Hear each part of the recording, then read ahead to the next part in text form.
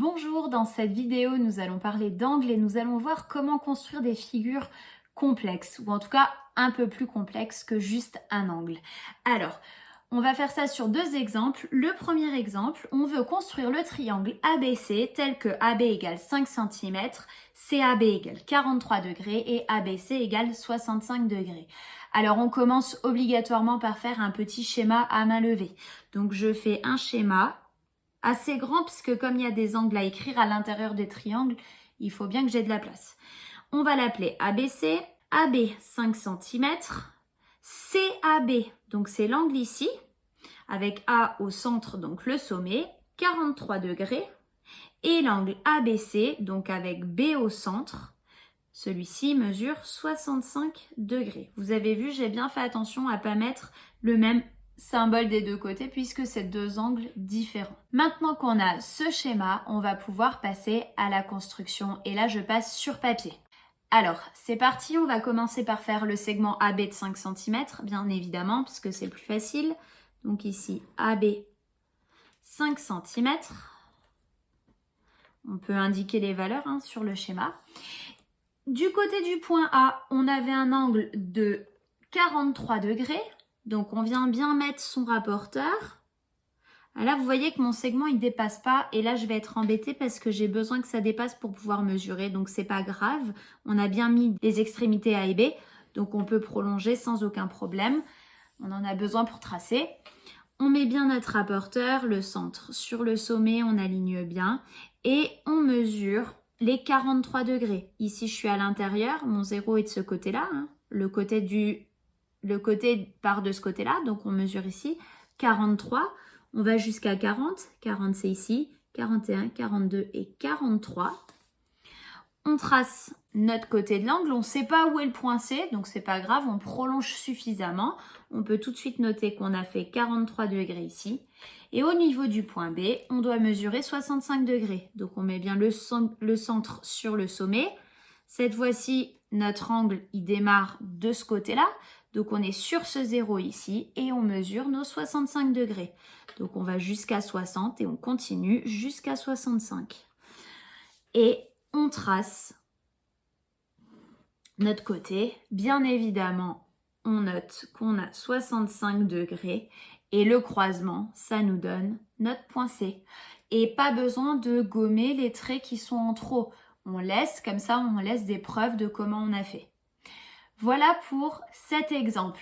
Le deuxième exemple, on nous demande de reproduire la ligne brisée suivante. Alors, je passe sur feuille et je vais commencer avec le segment AB.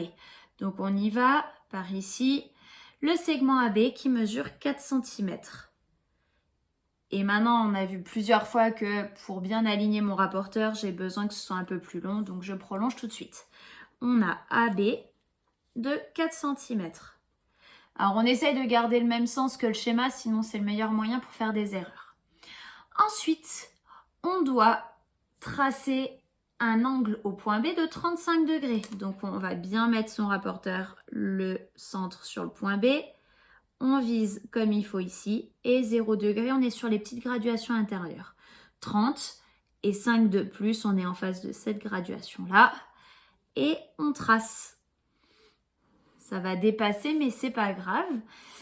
On a mesuré notre écartement de 35 degrés et on sait qu'il faut qu'on garde seulement 3 cm.